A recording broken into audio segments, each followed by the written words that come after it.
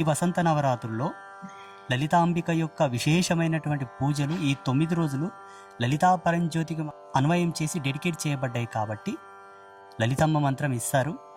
18వ తారీఖు 17వ తారీఖు వచ్చి తీసుకోవచ్చు. ఈ నెల మార్చు 2026 ఈ సంవత్సరం ఈ వసంత ఋతువులో భగవతి మంత్రాన్ని పొందిన వాళ్ళు రారాజులు. ఈ ఋతువు అటువంటిది. ఈ ఋతువులో చాలా ప్రత్యేకత ఉన్నది. ఈ ఋతువుకు సాక్ష్యం ప్రకృతి.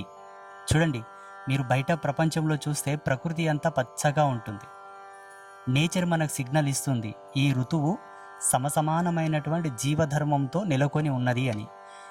ఈ వాతావరణ అనుకూలమైనటువంటి ఈ ధర్మంలో జీవుడు మంత్రం పొందితే అది చాలా గొప్ప విశేషంగా ఉంటుందని చెప్పి ధర్మసింధువు ఉద్ఘాటించి చెప్పినటువంటి సత్యం.